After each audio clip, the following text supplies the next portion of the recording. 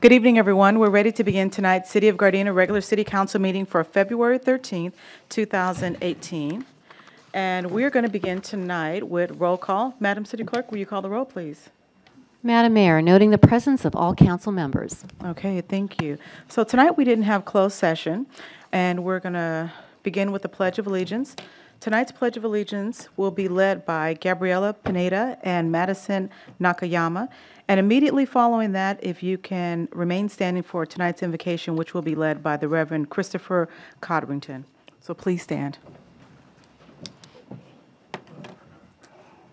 Yes, thank you. Put your right hand over your heart. Ready, begin. I pledge allegiance to the flag of the United States of America and to the republic for which it stands, one nation, under God, indivisible, with liberty and justice for all. Thank you very much. We'll remain standing as we pray. Heavenly Father, we thank you this day for all that you have done for us. And on behalf of all who are gathered here today, we thank you for the many blessings that you have given to us. Thank you for life itself, for the measure of health we need to fulfill our calling, for sustenance, for friendship. Thank you for the ability to involve in useful work, for the honor of bearing appropriate responsibilities. Thank you as well for the freedom to embrace you or to the freedom to reject you. Thank you for loving us even so from the abundant grace and nature of yours. In the scripture you have said that citizens ought to obey the governing authority, since you have established those very authority to promote peace and order and justice. Therefore, I pray for our Mayor Sidra, for the peace and order and justice you have given. And Lord God, we ask for all level of official, and Lord God, for the city council that is gathered here today. I am asking that you grant your gracious blessing upon them. First, Lord, wisdom to govern amid the conflicting interests and issues of our time, a sense of welfare and trust needed for our people, a keen thirst for justice and rightness, confidence in what is good and fitting, the ability to work together in harmony even when there is honest disagreement, personal peace in our lives, and joy in their task. I pray for the agenda set before them today. Please give an assurance of what would please you and what would benefit those who live and work in and around our beloved city of Gardena. And all these things we ask in Jesus' name. Amen. Amen. Thank you.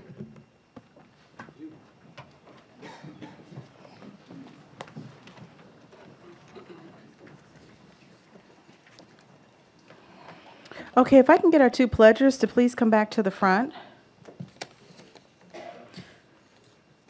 So tonight's Pledge of Allegiance was led by two students, Gabriela and Madison, and both were selected because they're leaders in their school. Gabriela is a student body president, and Madison is a commissioner of girls sports. They both exemplify the school's motto, which is FAST, and that stands for Follower of Jesus, Academically Prepared, Socially Aware, and Totally Healthy in Mind, Body, and Spirit. They also participate in numerous school activities, including being members of the school's basketball team and previously on the school's volleyball team. Both students attend St. Anthony of Padua School, and the principal is Miss Angela Gray. First, we're going to start with Gabriela, who's a seventh grader. Can you tell us who brought you tonight? Yes, my mom brought me today here at the Gardena City Hall. And where is she? She's over here. Okay, everyone, please give her a round of applause for bringing her out tonight. And Gabriela, would you like to say anything? Yeah, I would like to thank you for inviting me here to the City Hall. And if I can ask a question. Sure, go ahead. What is the main problem that civilians of Gardena bring up to you? Oh, wow, that's a good one. And my colleagues can jump in if they want here. It's a variety of things, but probably some of the main thing is probably like people speeding through the city. And tonight we're going to be talking about fireworks, which is why you see so many people here tonight. So it's a variety of things, but that's probably one of the main ones. So thank you. Good question. Also tonight we have Madison. Madison, can you tell us who brought you here tonight?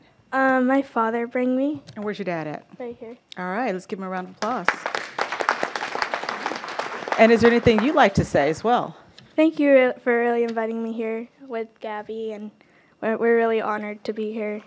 Okay, well, thank both of you guys for leading us in the Pledge of Allegiance and being such outstanding students at your school. So thank you again. Thank you. Everyone, please give them a round of applause again. And if I can get the Reverend to please come back to the front here. So tonight's invocation was led by the Reverend Christopher Codrington, who is the pastor at Gardena Temple Baptist Church, which is located at 1457 West 179th Street. Reverend Christopher Codrington has been a senior pastor and associate pastor of a number of churches in Los Angeles area since 1997. He's been serving at Gardena Torrance Baptist Church as its pastor for the past 3 years. Reverend Codrington was the president of the South Los Angeles Sheriff's Station Clergy Council, which is formerly the Lenox Sheriff Station, for 6 years and has been a member since 2001.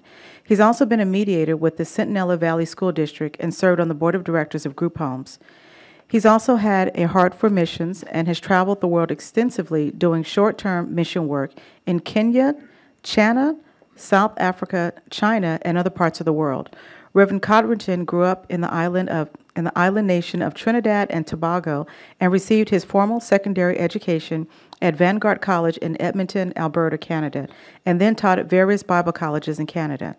He's also very involved in local missions with the Los Angeles Extreme Urban Center Association, partnering with the City of Hawthorne as a community advocate in the area of employment for people of color as it relates to companies and how they hire minorities.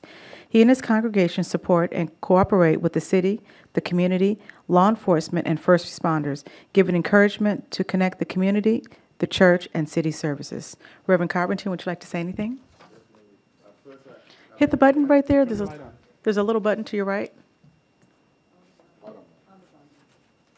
There you go. Thank you. Yes, I like to say Happy New Year, even though it's February, but I definitely want to say thank you for, again, inviting us to participate in your city council meeting. Gardena Torrance Baptist Church is a church that is community-minded, and again, we invite everyone here if there is anything that needs to be done and you're looking for a building free of charge, Gardena Torrance is available. We want to be community-minded. And so we just want to thank everyone. And again, this year, for the mayor, we want to say that we hope that we are able to work more closely with you and with the City Council. Our Community Day that we try to involve everyone in, which is coming up in July, definitely we would be giving you some heads up on that and in the way we can help the community and help at-risk kids, etc. So I just want to thank you again for inviting us, and you'll see me a little more this year. Thank you. Okay, thank you.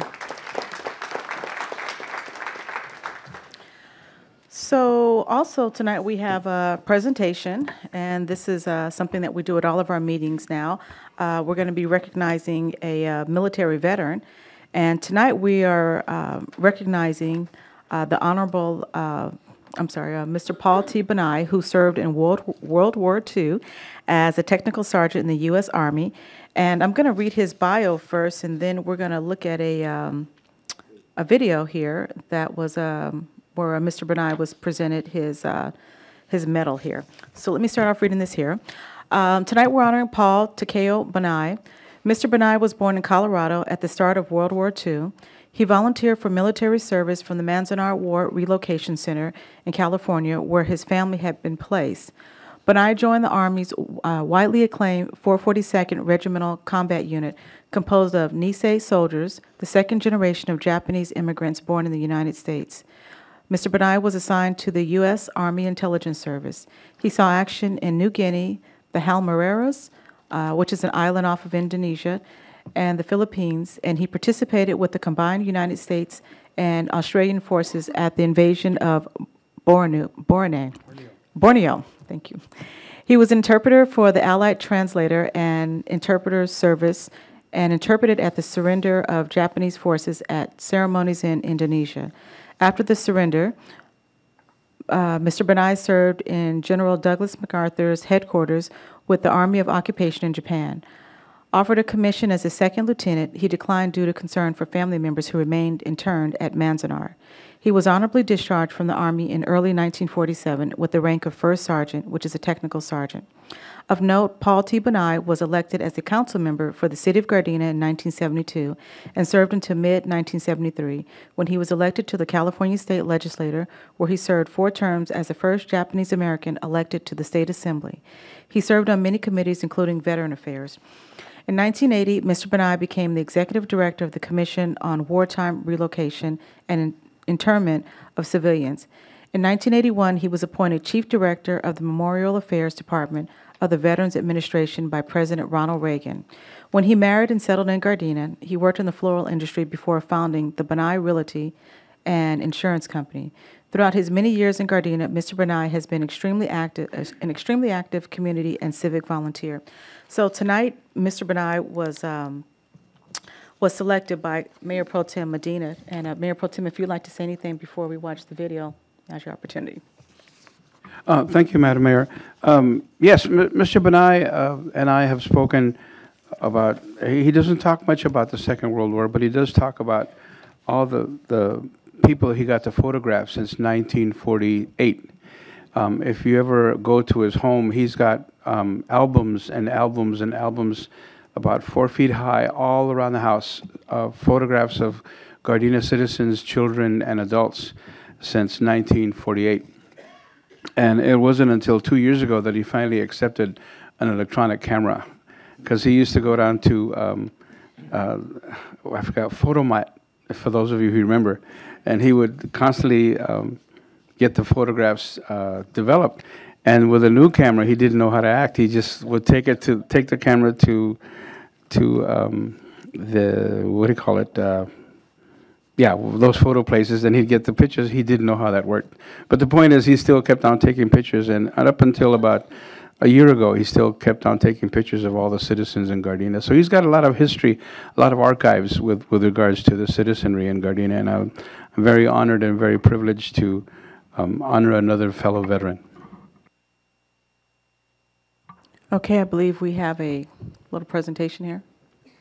Good afternoon. My name is Dan Medina. I'm the Mayor Pro Tem for the City of Gardena, and I'm here with our Councilman Art Cascagna, and we're giving our military honors to a young man who served in the Second World War and also was the first Japanese American to serve in the Assembly in the state of California, and we're very proud to give this commemorative coin to Paul Benai for serving his country here in the United States. Here you go, Paul. Want to say anything? Talk to them. Say thank you.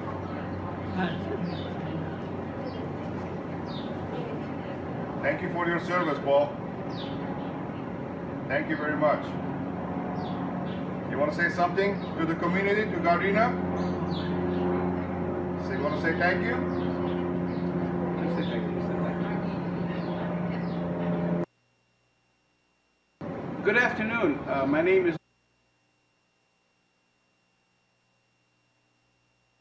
Very nice. We also have a, what does this say? Certificate from the Assembly member. Mayor Pro Tem, go ahead.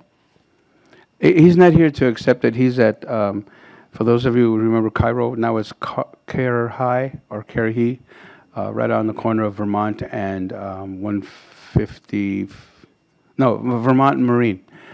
It used to be Compton before, now it's Marine. Anyway, he's there, and I'll make sure we present this to his family this next coming week. We were slightly delayed in a few times, but I'm very blessed that we get to honor every single veteran in the city of Gardena until we run out of veterans, which I doubt very much we will, because we still have veterans coming in from Afghanistan and Iraq and Iran. So if you know any veterans that have served time and have given part of their lives for the United States, please recommend them to come to the city of Gardena and apply for military recognition. For those of you who can barely notice it, that is an outstanding medal that was created by our acting city manager, and it's something you can have as a keepsake for the rest of your life, and tell all the rest of the generations in your family that this person served as a veteran to protect the freedom of rights in the United States. And this is in addition to that. So thank you. Who's it from? Who's it from? Which assembly member? Oh, I'm sorry. This came from Assemblyman Al Murasucci, and he presented this to the family, which I'll be honored to present when I go to the convalescent home this coming Monday. Again, a round of applause for Al Murasucci as well. All right, thank you. Very nice. And I also like to just thank the staff who put this video together. This was very nice, being that Mr. Benai could not be here. Okay, so next we have a presentation by South Bay Workforce Investment Board, the second quarterly report, and it's going to be presented by Mr. Jan Vogel.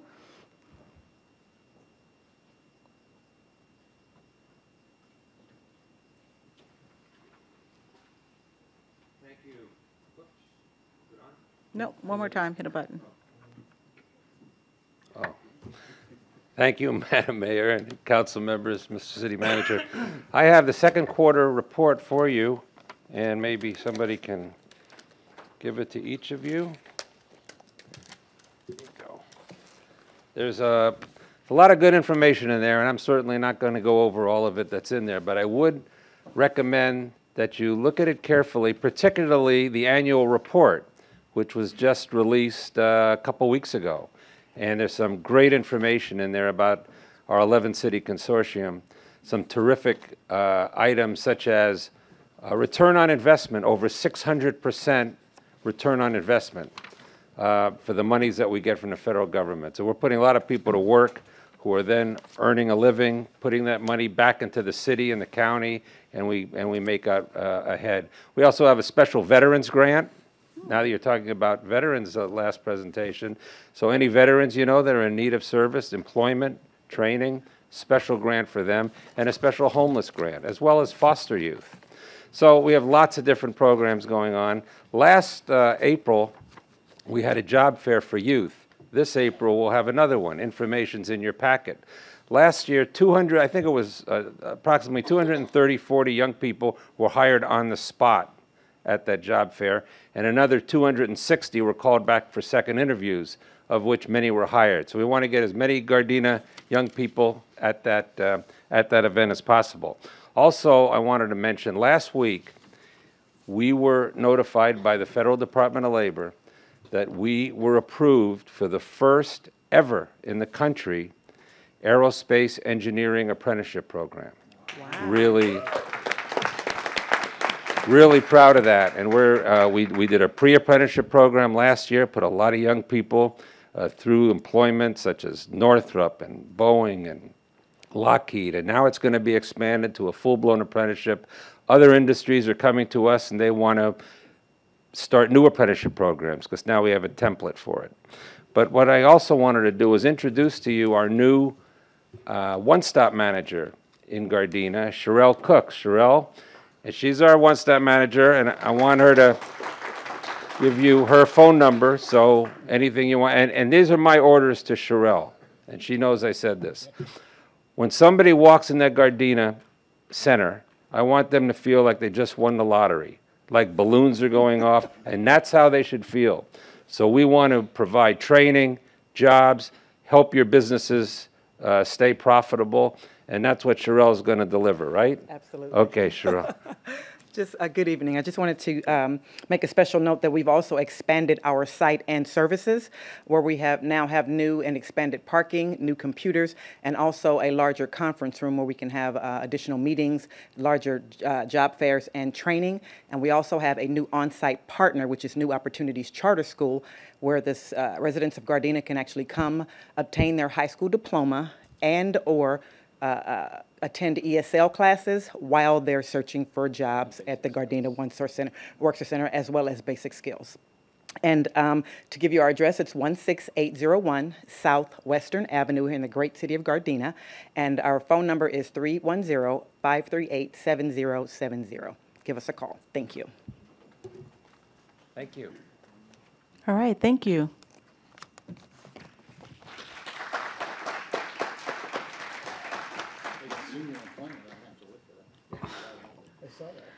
Okay, so next we have a proclamation, and this is being presented to, let's see, the establishment of the Benevolent and Protective Order of the Elks as they celebrate their 150th anniversary. And do we have a representative, the Exalted? Oh, okay, come forward as I read the proclamation here. So tonight's proclamation states, whereas founded on February 16th, 1867 in New York City, by Charles Algernon and Sidney Vivian and a handful of friends, the Benevolent and Protective Order of Elks has spread across the country with the membership of more than 850,000 Elks serving in over 2,000 lodges nationwide. And whereas dedicated to charity, justice, and patriotism, the Elks invest millions of hours each week to build stronger communities, to assist homeless veterans, and to ensure that our youth steer away from drugs. Further to that end, Elks have dispersed over the course of the Order's history more than $3.6 billion in cash, goods, and services to the nation's veterans, to the disadvantaged and handicapped, and to the patriotic and civic programs. And whereas on the 150th anniversary of the establishment of the Benevolent and Protective Order of the Elks, we celebrate the Order and Gardena's Elks Lodge 1919's commitment to selflessly serving those in need across our great state. And whereas the members of the Gardena Elks Lodge 1919 always put the needs of others before themselves, from supporting community programs such as Gardena's local food pantry and programs for the elderly to assist those less fortunate through their charitable works, the Elks answer the call when asked to serve. They are one of the first organizations on the ground during a crisis, providing needed supplies and relief to those afflicted. Now, therefore, I, as the mayor, with the city of Gardena, do proclaim Friday, February 16th to the establishment of the Benevolent and Protective Order of Elks on their 150th anniversary day, and encourage all citizens to be aware of the benevolent activities of Elks Lodge members across the nation, especially those of the Gardena Elks Lodge 1919, as they each day impart lessons of hard work, dedication to community, faith in God, and support to those who simply may need a hand. So tonight, I believe accepting the proclamation is the exalted ruler, Ms. Alyssa Santos. Would you like to say anything? Thank you very much for this. We are a wonderful organization, and our members here in Gardena go above and beyond, and we really try to do as much as we can. And I was going to say some of these things that you put in here with the food pantry here. Weekly at our meetings, our members donate food and money towards that, and we love being able to be the kickoff for the holiday season to provide gift cards for people in need, and we just love our city and try to do as much as we can, and it's very wonderful, all of our members that are here, and so many of you that are on the council that are members of our Elks Lodge as well. So thank you very much for this. I'm going to go back to the meeting tomorrow and share this with our members. Okay, very good. Thank you. Thank you. All right. Please give them a round of applause. Maybe we should note the fact that just about everybody in the council here is an Elks member, so. We're still working on Council Member Henderson. Sure, go ahead. Mayor Pro Tem Medina? Yeah, just as an aside, the Elks Lodge was, the Gardena Elks Lodge was the first service group in the city of Gardena to have a Thank a Vet program. They give free breakfast to all the veterans that come on Veterans Day, and this started in 2014. So they've led the way when it comes to veteran services here in the city of Gardena, and I just wanted to bring that to the forefront. Okay, thank you. Okay, so next is item number 4C1. This is council assignments and delegates and alternates to outside city council positions. And the first item is item C1A. Mr. City Manager, you want to read that?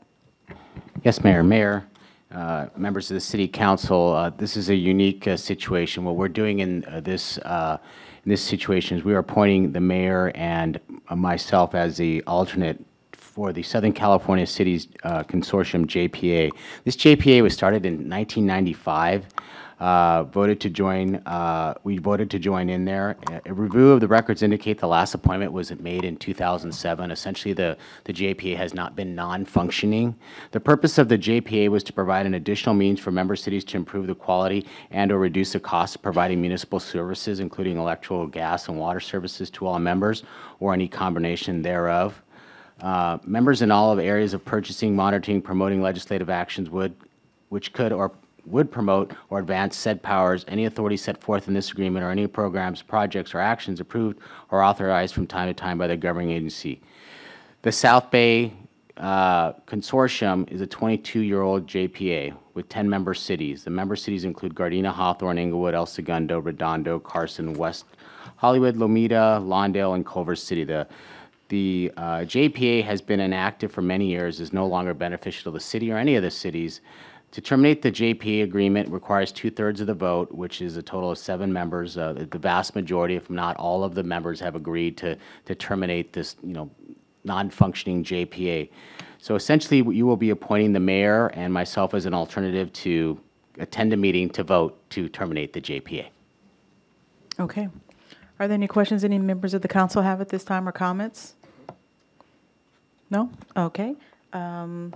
We need to... I lost So moved. Okay, thank you. We need to, and it looks like we need to take action on this here. We're taking action on this? You would have, the council has to appoint mayor as the primary and then authorize the city manager to be the alternative to the JPA. Can I get a member of the council to... So moved. Second. Okay, and then we still need to vote on this.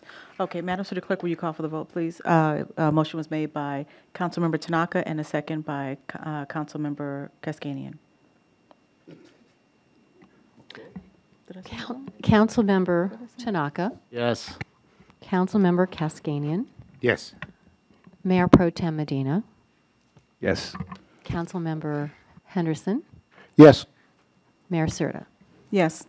Okay, next we're moving on to item number 4C2, which is council appointments. Does any member of the council have any appointments to be made to any commissions, committees, boards, or council at this time? Nope. If not, then let's move on to the consent calendar. Does any member of the council have any items that they wish to discuss separately on the consent calendar? You have one. Which item is that? 5D3. Okay, so we're going to remove that item 5D3. And can I get a motion to approve the consent calendar minus item 5D3? So moved. Is there a second? Second. Okay. Madam City Clerk, there was a motion made by Councilmember Henderson and a second by Councilmember Cascanian. Will you call the roll, please? Councilmember Henderson, Yes. Councilmember Cascanian, Yes. Mayor Pro Tem Medina, Yes. Councilmember Tanaka, Yes. Mayor Serta. Yes. Okay, now we're moving on to item number 6, which is the excluded consent calendar items. So you had a question in regards to item number 5D3? Thank you, Madam Mayor. Yeah, my question was in regards to the actual layout of the modification and everything, if we could kind of get a mock-up or kind of just a sketch of what that layout was going to look like. Yeah. Councilman Henderson, members of the City Council will be more than happy to provide a layout at the next council meeting. But just in general, what is going to occur is we're trying to enhance a customer service in our lobby area. Currently, the receptionist sits outside, and what we want to do is integrate that into where the current mailroom is and establish an area, a real central point where someone can go to for direction in all services. We want it to be a focal point to allow everyone who needs services to be directed there. In addition, we're going to remodel the inside of the city clerk's office to make it more efficient for their current operations. And in addition to that, it also includes a remodeling, a slight remodeling of our lobby area to include some new furniture. And we want to use technology. We're going to put up we're going to put a kiosk in the lobby to allow a lot of self-service operations, and we're going to put some panel TVs to allow information to constantly scroll in our lobby area. The entire process is, one, to improve security, safety, and efficiency, but ultimately to enhance the customer experience when they visit our city hall. Thank you. Okay, so we still need to vote on that one item then, correct? Okay, so can I get a motion to approve the one item that was excluded here, item number 5D3? So moved. Is there a second? Second. Madam City Clerk, there was a motion made by Councilmember Tanaka and a second by Councilmember Henderson. Will you call the roll, please? Councilmember Tanaka, Yes. Councilmember Henderson, Yes. Mayor Pro Tem Medina, Yes. Councilmember Cascanian, Yes. Mayor Serta. Yes. Okay, next is Planning and Environmental Quality Commission action sheet, and that meeting was canceled on February the 6th. Next is oral communications. We have one speaker, Mrs. Cheryl Sherman, and we have just one speaker. Ms. Sherman?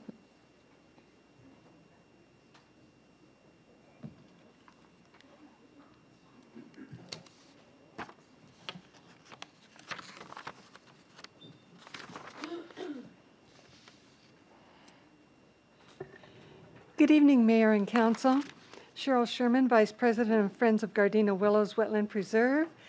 And this coming Saturday is our third Saturday of the month, so that means it will be our restoration work day at the preserve from 8 to 11.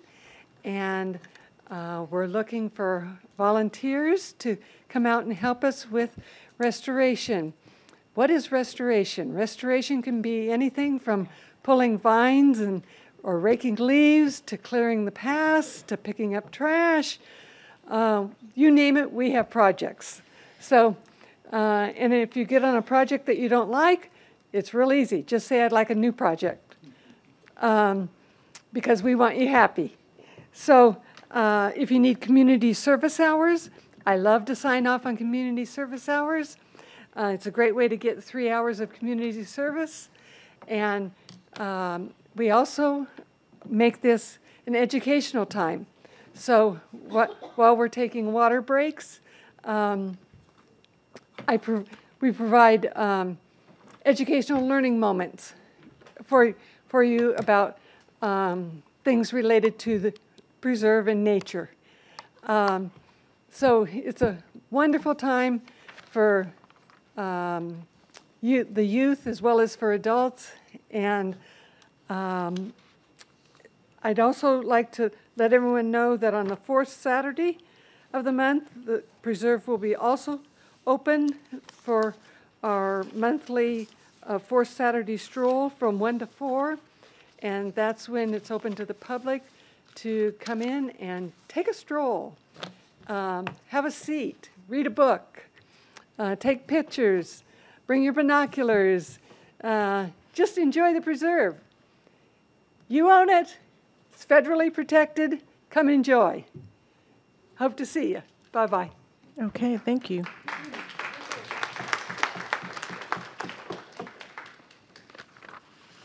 Okay, next up is item number 8A1, and Mr. City Manager. Mayor Serta, members of the City Council, Council Agenda Item number 8A1, A and B is an ordinance number 1785 and resolution number 6305 regarding safe and sane fireworks. Ordinance number 1785 amends Chapter 8.08 and 8.16 of the Gardena Municipal Code regarding safe and sane fireworks, which was introduced by Mayor Serta on January 23, 2018. Resolution 6305 suspending the issuance of permits for sale of safe and sane fireworks during calendar year 2018. The amendment would authorize the City Council to suspend by resolution the issuance of permits for the sale of safe and sane fireworks in the city in any given year. A fireworks moratorium on safe and sane fireworks would allow residents to evaluate whether the city could continue to allow safe and sane fireworks on 4th of July. Safe and sane fireworks, as a reminder, have no aerial effects and they do not explode. Currently, the city permits are issued to 8 nonprofit organizations to sell fireworks at outdoor sales stands and restrict sales within Gardena between 9 a.m. and 10 p.m. during January 28th through July 4th of each year. A moratorium would impact the 8 nonprofits that sold fireworks in 2017 to the amount of $32,210 and reduce the city's fees received by the wholesalers by about $8,000. Resolution number 6305 would place a moratorium upon the storage, sale, and handling and discharge of safe and sane fireworks during the period between June 28th and July 4th in order to measure its impact regarding the nuisance caused to residents by the use of legal and illegal fireworks during that period. The resolution shall be implemented upon the effective date of ordinance number 1785. The term of the resolution will expire on December 31st, 2018, unless amended by the City Council. The fiscal impact is that the city would no longer collect the $8,000 in wholesale fees. What is required is for the City Council to adopt ordinance number 1785 and resolution number 6305. When this ordinance was, when this was first introduced, there were some questions regarding, the City Council had regarding some different things related to enforcement and the costs of enforcement for the city. So additionally, I have that information to pass along to the City Council in terms of what the ongoing costs have been. And there was also a request by the City Council to provide just an estimate of a calls for service regarding fireworks calls. Now, keep in mind these calls for service are just those that were specifically called in for fireworks and don't in any way correspond to the amount of fireworks being discharged. It's just those we received. In 2015, we received 95 calls for service specifically related on 4th of July related to fireworks. On 2016, there were 65 calls for service, and 2017, we saw 45 calls for service. So you see, in a 3-year average, it's been declining the last 3 years. The second question was regarding how much was spent on enforcement activity by the police department. In 2015, there was about $16,525 spent by the police department. That included fireworks enforcement details, and the Raleigh Park event of overtime.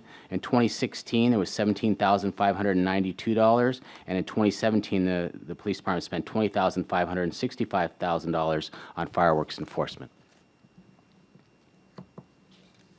Okay, thank you. We have a lot of speakers here tonight, so we're going to first begin with that. The first speaker tonight is Lindsay Smith, and following her is John Kelly.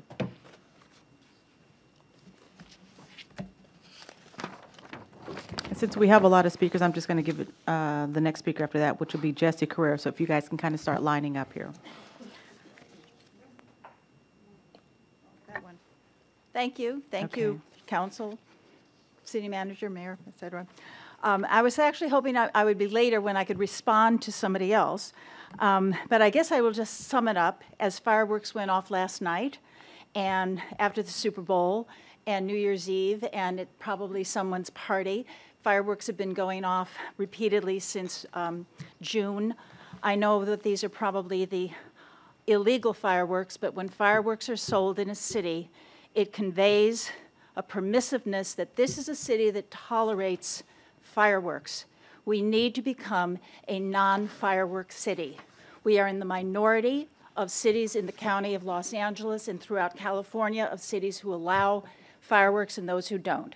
We are one of 39 cities against all the other cities who have learned that fireworks don't belong in their city. It costs the city in terms of nuisance, police needs, and so forth. We need to reduce the number 39 cities in Southern California who allowed fireworks to 38. We need to get off that list. And I would say to the church members and the people who have been using, have depended on the sale of fireworks, I wish them well. I'm willing to help them find other means of raising money. I've helped many organizations, nonprofit organizations, raise money for their meaningful causes, and I'm sure theirs is one as well. And I would also look to those churches to put their energy and membership into helping all of us as a community end the rampant use of illegal fireworks and unsafe, safe fireworks. Thank you. Okay, thank you. Next I'll leave this on. You can leave it on. That's fine. Next is John Kelly.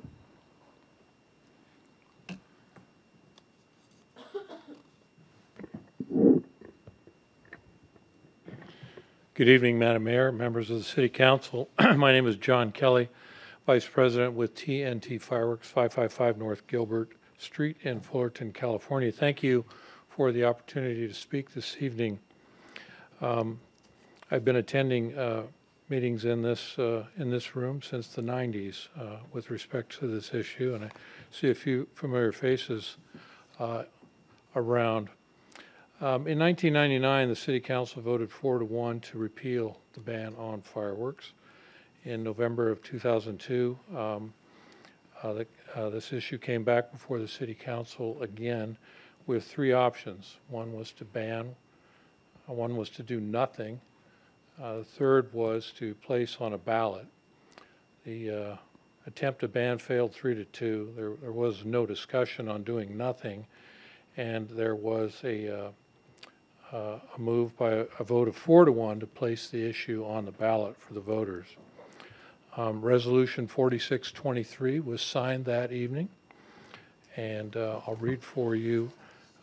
Part of that resolution was Exhibit A, and Exhibit A stated that while the council may from time to time amend the ordinance, it could not prohibit. Subsequent to the election, which about 5,000 people voted on, I passed 55-45, not a landslide, but not a squeaker either. There was a document published, again, by city staff, tallying all the precincts and the results within each precinct. At the bottom of that document, and I'll just read, quote, "The City Council will retain its authority to regulate the storage, sale, handling, and discharge of safe and sane fireworks, but will not be able to prohibit the storage, sale, handling, and discharge of sale of safe and sane fireworks without submitting the question to the vote of the people of the City of Gardena."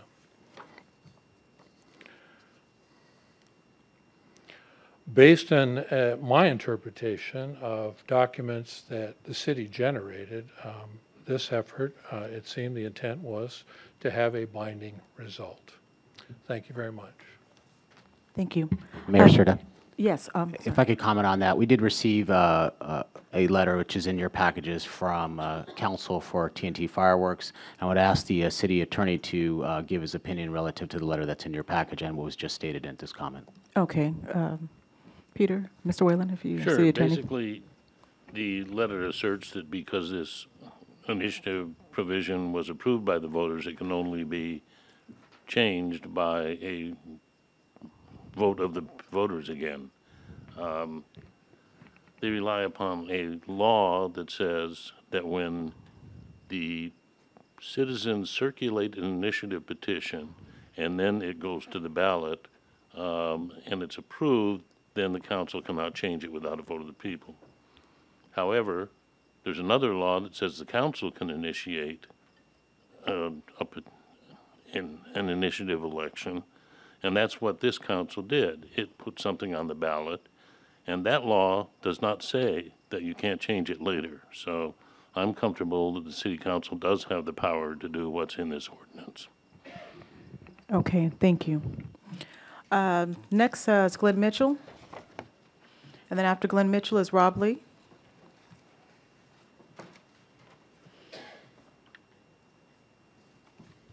Good evening, Mayor and Council.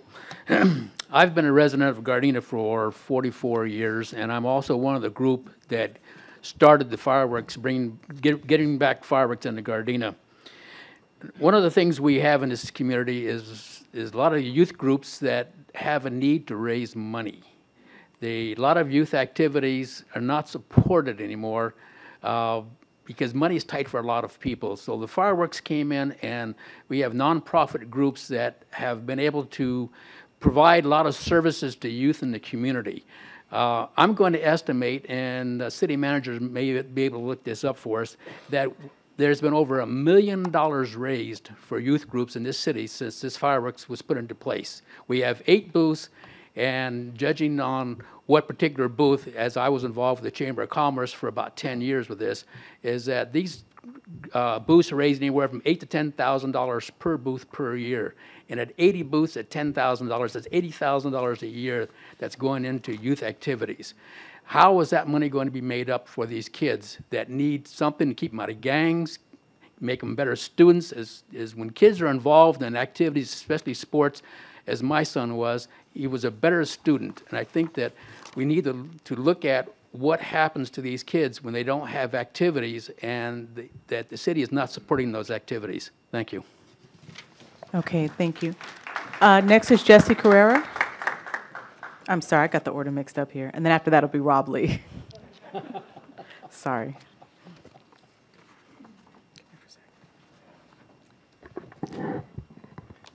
Hi. Hello, I'm Jessie Carrara, and my address is on record. First of all, I just want to thank the City Council for the recommendation to adopt the ordinance, the Resolution 1785 and 6305, which is to adopt a one-year moratorium on safe and sane fireworks. Last year, as you know, I told you guys, my neighbor came up and said that his house caught on fire. Last year, I tried to call dispatch twice. In fact, I called dispatch twice to report these people who were playing safe and sane. Who were playing illegal fireworks. But for some reason, every time I called, they transferred me to another person that was handling the LA side of LA. So I couldn't get to the Gardena people to tell them that these people were playing illegal fireworks. And as a result, this family lost their home. So, and I know that safe and sane, the safe and sane firework is not the one that's causing all the problems, but it is a gateway for people to start playing illegal fireworks. And you know what? All of you can attest to the fact that Gardena sounds, the fireworks has increased, and Gardena sounds like a war zone. And in fact, today I was looking at this somebody's comment on the on Facebook, and it says it's the site that says when you live in Gardena, you know, it's something like that. Anyway, this guy was talking about Facebook about the fireworks. And what he said it really made me feel bad, because this is how people think about our city. Hang on for 1 minute. Anyway, he was saying that, talking about what, I think I'm going to have to improvise now. He was talking about the fireworks in Gardena, and that sounds like a war zone in Gardena. And I think all of us had said that. Those of us that are opposed to the fireworks said that when we came last month in January. And it does sound like a war zone, and then he says, but he ended up his comment by saying, but that's Gardena. That really made me feel sad, because that's the impression. And when he said that's Gardena, like, what do you expect? It made me feel like he's referring to Gardena as being ghetto. Okay, and that kind of made me feel bad.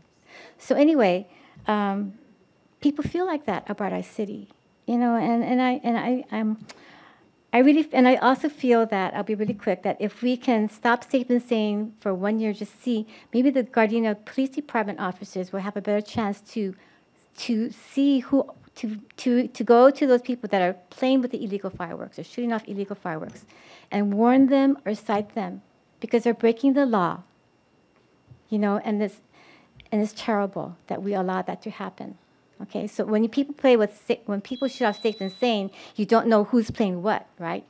So I'm hoping that this moratorium will give our police officers the opportunity to do something good and to try to eradicate the illegal lawbreakers. Thank you very much. Okay, thank you. Next is Rob Lee. And then after Rob Lee is Philip Johnson.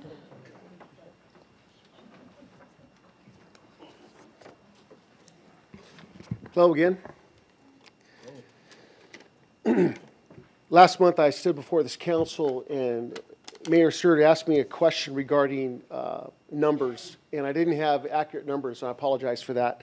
So we went back and looked at our numbers. We keep pretty good records, and I wanted to be able to at least present to the council the financial impact it will have on our particular nonprofit if you guys choose to put a moratorium on firework fundraisers in Gardena. In 2014, we profited $23,500 and some change. 2015, $23,200 and some change. 2016, $19,400 and change. And 2017, $25,400 and change. The revenue that we paid the city of Gardena in 2014 was $1,598. In 2016, it was $1,603. In 2017, $4,551. So we pay the taxes, we make the benefit from the sales, we provide a quality product for the community. We've been able to purchase a school bus with this fundraiser. We've been able to send students to camp. We've been able to subsidize a lot of Christian education events, activities, conventions, youth activities, and so forth. It's been a very, very good experience. Our impact in the community has been great. We've been able to interact with individuals as they come by the stand and you know, the various ones. It's been a positive experience. On the day of the 4th of July, we offer free hot dogs, and we have our jumper going. We provide music and their popcorn, and you know, this kind of a place where people can come and not just buy fireworks, but kind of hang out and so on and so forth. So it's been a really good experience for us. And I somehow wanted to be able to come up here as best I could and maybe put a face on the decision that you guys are prepared to make. So at least you can see, you know, from our perspective, kind of where we're at. So hopefully that helps. Okay, thank you. Okay. Next is Philip Johnson, and then after that is Libby Smith. Good evening, Mayor, City Council. My name is Philip Johnson. My address is on record. I come before you and was one of the original people who pushed for fireworks to be, the ban to be lifted in the city of Gardena. And it really saddens me that the council and city staff would think that it would be a good idea to stop Safe and Sane, to stop those kids that are, and their families that do the Safe and Sane fireworks, to be penalized for the illegal fireworks that the police throughout the whole nation have not been able to stop, the illegal fireworks. Our police are not going to be able to stop the illegal when there's no Safe and Sane, just as if they can't stop them while they're selling Safe and Sane fireworks. So it's really us chasing our tail and stopping something that families enjoy here in the city of Gardena. You don't see them, you don't hear them. It's not an issue for Safe and Sane fireworks. It is what is already illegal, the illegal fireworks. And we need to figure out a better way of stopping the illegal fireworks. I've been on Artesia and Western for quite a few years now selling fireworks.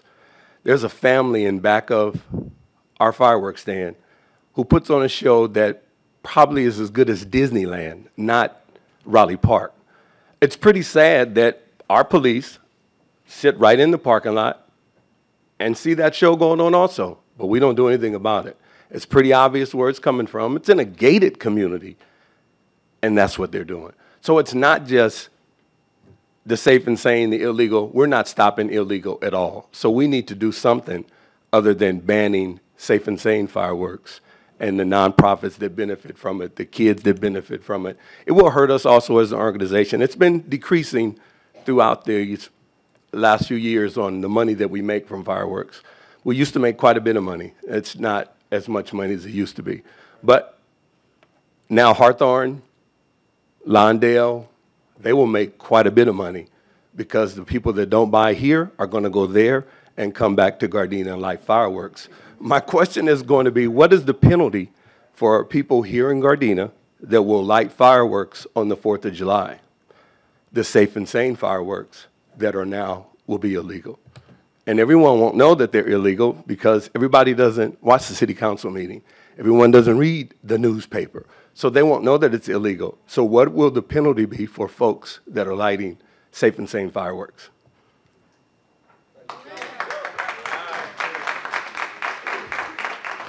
We'll ask that question in just a couple of moments, the penalty and the how the outreach and education, that'll be in just a moment. The next speaker is Libby Smith.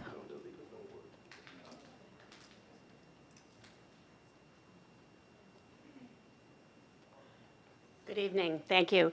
I'm a Gardena resident of many years. I'm a 40-year veteran of teaching elementary and middle school, so I certainly have a lot of respect for what children need.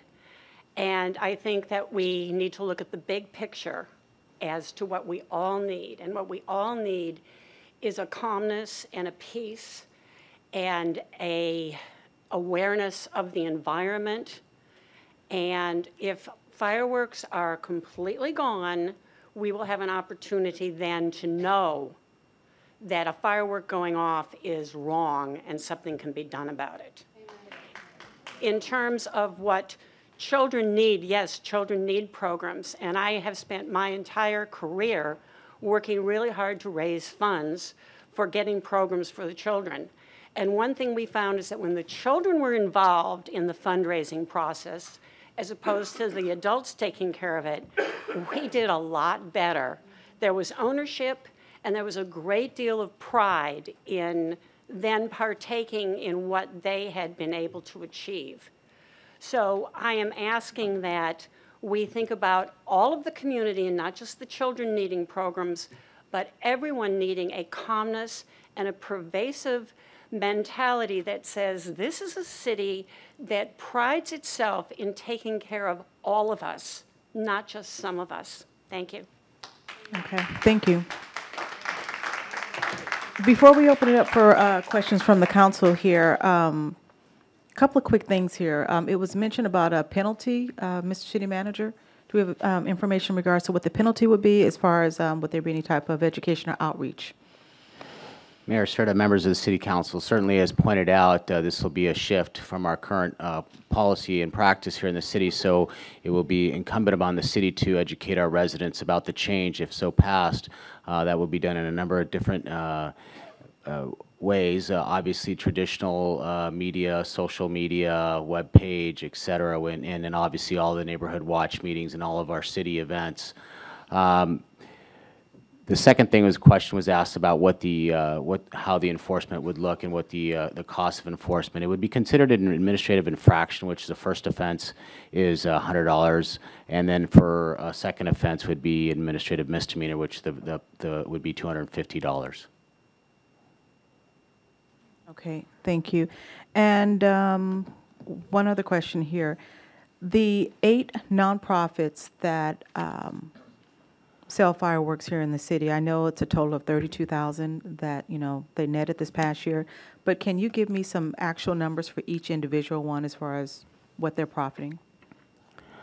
Sure. So I have in front of me a spreadsheet that covers 2015, 2016, and 2017.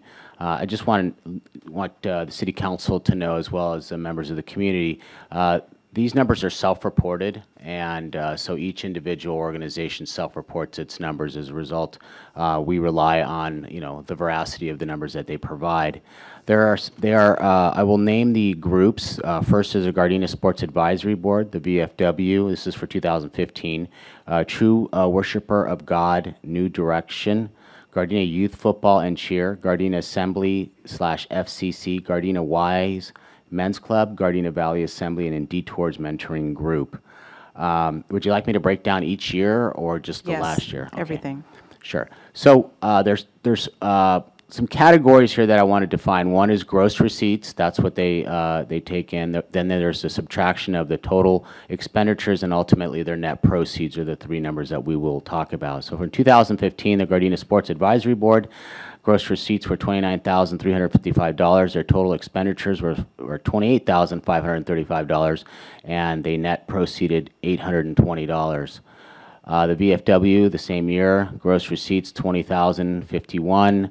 The total expenditures were $13,690, and their net proceeds were $6,360. The True Worshiper God, New Direction, their gross receipts were $40,000. Their total expenditures was $33,000, and their net proceeds were $7,300.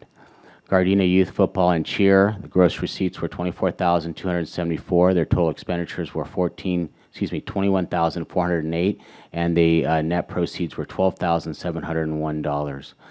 The Men's Y Club, gross receipts were $31,415. Their total expenditures were $23,227. Their net proceeds were $8,187. Gardena Valley Assembly, their numbers were a little bit off than we have, but their gross receipts were $44,763. Their total expenditures was $29,332, and their net proceeds were $15,431. And then finally, Detours in 2015, $26,018 in gross receipts. Total expenditures was $24,887, and they netted $1,131. So the year 2015 gross receipts for all combined was $250,360, and the total expenditures was $188,990 8, and the total net proceeds for that year was $61,362. As we move to 2016, there's obviously a dramatic decline, as I will read. Gardena Sports Advisory, their gross receipts were $30,543. Their net expenditures were $27,990, and so their net proceeds were $2,553. The VFW, their gross receipts were $19,519. Their total expenditures were $14,235, and they netted $5,284. True Worshipper, God, New Direction, $36,774 in gross receipts. Expenditures were $30,927, and they netted $5,847. Gardena Youth Football and Cheer were $34,000 gross receipts.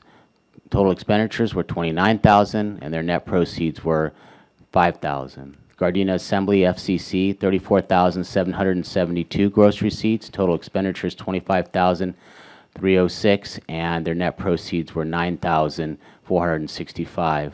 The Gardena Men's Y was $35,761. Their gross was $34,276, and they netted $1,485. In that case, they were one of the largest jumps or declines from the previous year, as reported. Next is Gardena Valley Assembly. The gross receipts was $28,861. The total expenditures was $26,761, and they only netted $562. So total gross receipts for 2016 was $247,555. The expenditures were $211,584, and the total net proceeds for all of them were $35,970 compared to the previous year, which was $61,362. And finally, the most current up-to-date data from 2017 reflects Gardena Sports Advisory Board gross receipts were $33,252. Their total expenditures were $30,777, and they netted approximately $2,474. The VFW, according to the report, gross receipts were $17,065. Their total expenditures were $17,084, so they came in at a bracketed number of $18.76. True Worshipper, God, New Direction, $36,531. Their total expenditures were $31,485, and their net proceeds were $5,046. Gardena Youth and Football and Cheer, $14,494. And their total expenditures was $11,169, and they netted as proceeds $3,992. Gardena Assembly FCC, $27,456. Their total expenditures was $21,829, and their net proceeds were $5,626. The Gardena Wise Men Club total gross receipts was $18,904. Their total expenditures was $15,228, and their net was $3,675. Gardena Valley Assembly was $49,196 in gross receipts and $39,107 in expenditures. And they netted $10,088, which was the largest of all the groups in 2017. Detours Mentoring Group was a gross receipts of $25,788. Their expenditures was $24,463, and they netted $1,324. For 2017, the gross receipts were $22,688. The expenditures were $191,146, and the net proceeds were $32,209. So just to recap, in all of the organizations combined, 61,362 were 2015. They declined. In 2016, the total net proceeds was $35,907, and once again, there was another decline in 2017 to $32,209. Okay, thank you. I'm going to open it up to questions and comments right now. Mayor Pro Tem Medina. Well, to the audience as well as the City Council, one thing that has not been brought up, which when I was working with Kiwanis to raise funds for the obvious service clubs, lately you'll go to Walmart, you'll go to Sam's, you'll go to the Rite Aid, they're selling fireworks. So my question is, number one, the obvious reason why sales have gone down for the people that are having their sales is because now they're selling them at Walmart and Sam's and Rite Aid and just about every outlet that will sell fireworks. They sell them. I don't know if it's interfering with the profit margin, but the point I have is, if we have a ban on fireworks, will that include these stores like Sam's and Walmart and Rite Aid? And I mean, if you're going to do it right. Don't half-step it. Do it all the way.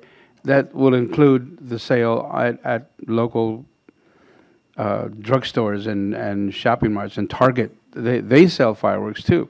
So my feeling is that one of the reasons why a lot of these decline in sales has been because the retailers are not dumb. They say, oh, there's a profit margin here. So they'll sell fireworks too. So if you're going to have a ban, have a complete ban, including Target and Walmart and Rite Aid and all those people. Mayor Serta and members of City Council, the only authorized vendors for safe and sane fireworks are the ones I listed. There are a category of, festive kind of devices that are not quite safe and sane fireworks, mostly like party poppers, etc. Those are sold at some of the retail establishments, but they are not the type of controlled firework that we're talking about here. So they're different levels. So the answer is that you would ban them from Rite Aid and Walmart and all those places. No, those are different. Because well, then if they don't have a permit, how do they sell it? Hold on, if the audience could, hold on. Go ahead, I'm sorry. No, my question is, if they don't have a permit to sell it, how do they sell it? Well, I have not personally seen them selling it. What I have seen them sell is kind of like a milder version, a small version of that. Sometimes, those little things you pull out the string and the stuff comes out. That's not the type of fireworks that we're regulating under this ordinance. So we're back to either the light is on or it's off. One or the other. Because if you have a variance of something, it's actually the same thing, only a smaller version. That is not legally qualified.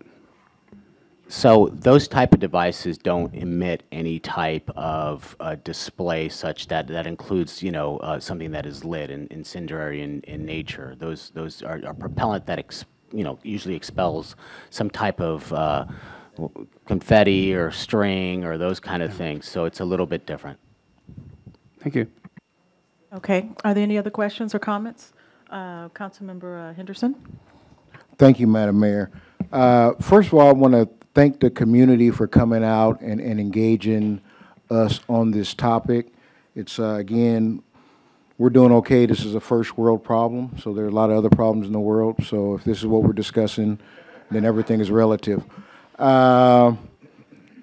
I think of a lot of issues that come up and a lot of things that kind of go in my head. So we'll no longer get this 8,000 revenue. I don't want to say it's negligible, but it's still revenue. So that I understand. We'll fill that hole some other way. I do want to say that for the community organizations that rely on this as a fundraiser, because we don't really support them as a city any other way, Christmas tree lots, pancake breakfasts, candy sales, pumpkin patches, those are other opportunities to do fundraisers. But I think the fireworks stand actually gives them an opportunity to raise a little bit more to work with those families that have financial challenges. So it's almost like a scholarship opportunity. Having said that, this past Super Bowl Sunday around the corner from my house must be a lot of Eagle fans, because they were popping. I didn't bother to call. It went on for like day and a half. I've always felt there was an enforcement issue in our community. Having said that, a family pet has run away because of fireworks and different things like that. So our family's been impacted and everything. I'm not on the payroll of any fireworks company or anything like that. So I just wanted to make sure that's clear. But also, I think, and it's been touched upon, I think it sets a dangerous precedent if, as the city attorney stated, that although we can circumvent the people's voice, I'm not sure if we should. And it was brought up earlier that it passed on the ballot 55-45.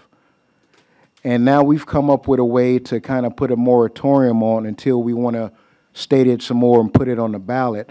I got some concerns with us because we have that latitude of circumventing the people's voice. And that's my concern with it. So, again, I think it's enforcement. It's still an issue. There are no Safe and Sanes for sale now, but you can still hear the illegal fireworks.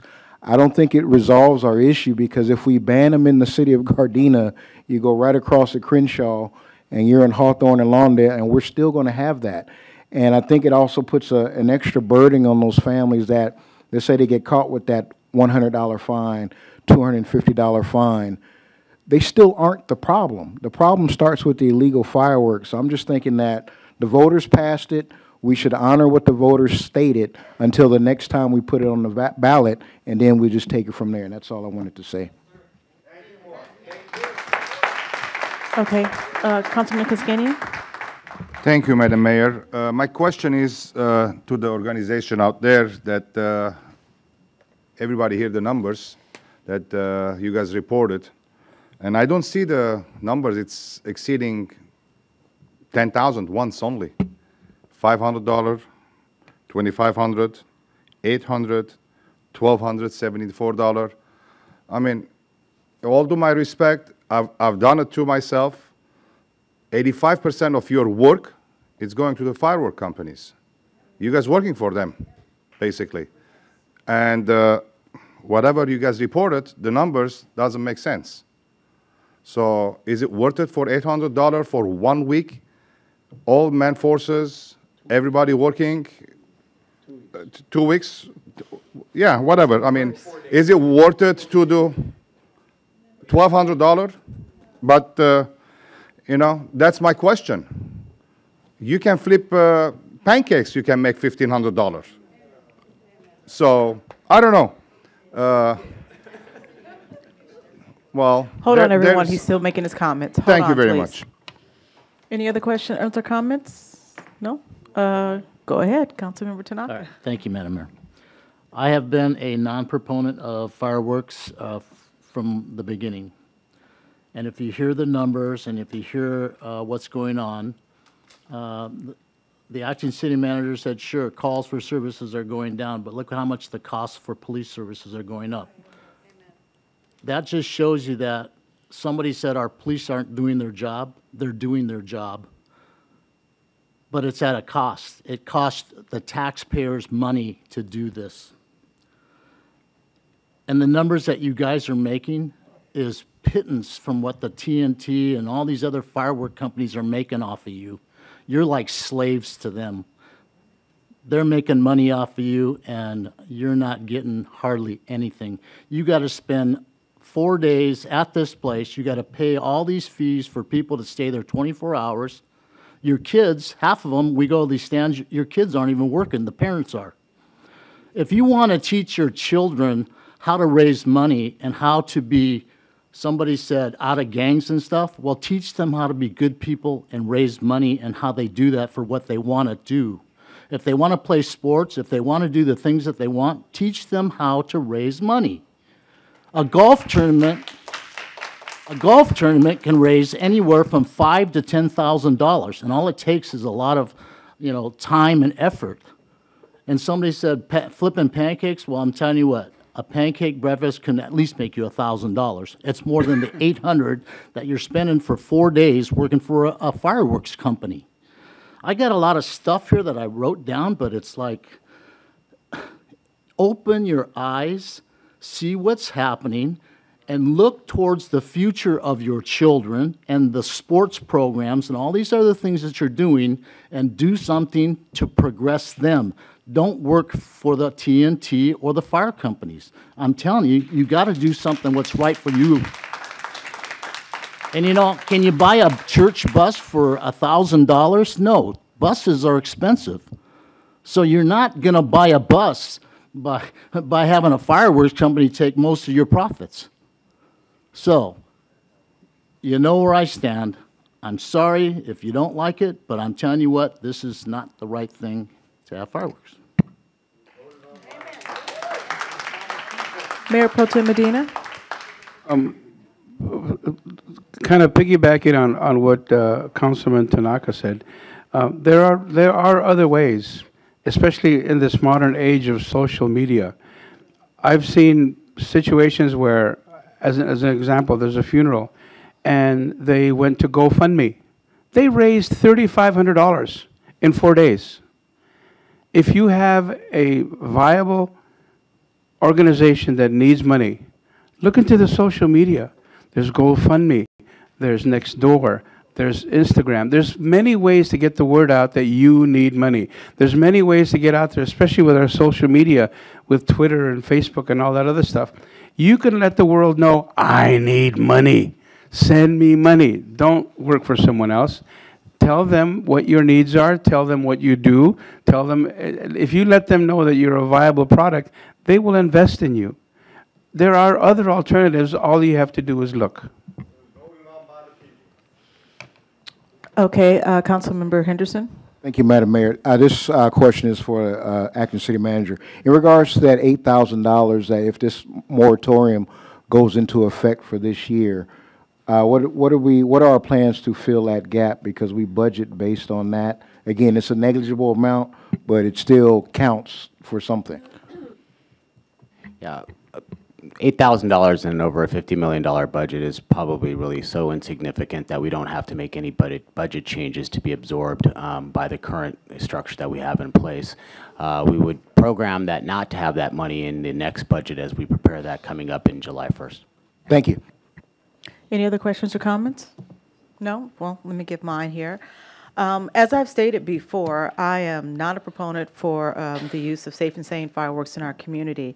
And the reason why this was even brought up here, or why I even introduced it, was because of some of the concerns that I've heard the community mention for such a long time. Constantly, you know, hearing of how our seniors are frightened by the sound of these fireworks, animals that have to be tranquilized. And as I mentioned, this past year, we had a dog that heard one of those M80s and jumped through a window. Our veterans, especially those returning, you know, back from the military, dealing with PTSD and just hearing the sound of the fireworks going off. Every year it's getting worse and worse. It's like a war zone. And yes, there were some great suggestions tonight about, you know, some alternatives to having the fireworks stand here. But when I look at these numbers and I see that $32,000 was the profit that was made for these 8 individual entities here, is it really worth what the entire community has to deal with? No. When I look at the fact that what we're spending for calls for service just for fireworks, I mean, to get $8,000 in from the wholesalers and then to have to turn around and put this money out for fireworks, it just doesn't make sense. And at the same time, when I hear residents tell me that on the 4th of July, they have to actually leave the city of Gardena just to have a peaceful holiday, that really saddens me. You know, I've heard a lot of things, you know, tonight. I understand, you know, the concerns that the nonprofits have. And, you know, yes, people can go to the city of Hawthorne or any of our surrounding cities and buy fireworks, but they won't be able to discharge them here if we pass this moratorium. So they can buy them all day long. I do think it's going to be a lot easier for us to police the situation here. Now, this first year trying to do this, it may not be perfect because, you know, usually the first year is kind of hard getting the word out. But I think just the way we educated the community on the past couple of years, how they weren't able to discharge fireworks, not until actually like the 4th of July. We'll educate the community the same way. We'll use those little signs, those little flashing signs that we have. You know, we'll use all of our social medias. Like it was mentioned earlier, we'll mention at the neighborhood watch meeting. I don't think we'll probably be that harsh on giving those citations out in the beginning as we're trying to, you know, let the community know. But I think it is a step in the right direction. We're only going to do this moratorium for 1 year to give us some peace. If it works, then we may extend it to the following year. But we won't have an opportunity for the people to put this on the ballot for another 3 years. So, you know, this has been going, what, since 2002 now, I think? So the nonprofits, you guys have had time to make a lot of money here. Now it's time for the community to have a little peace. So it's for that reason that I'm going to make the motion that we approve this ordinance, and I hope that one of my colleagues will second this. Second. Okay. Madam City Clerk, there was a motion made by myself and a second by Councilmember Tanaka. Will you call the roll, please? Mayor Serta. Yes. Councilmember Tanaka. Yes. Mayor Pro Tem Medina. Yes. Councilmember Henderson. No. Councilmember Kaskanian. Yes. Okay, thank you. So we have a moratorium for the next year?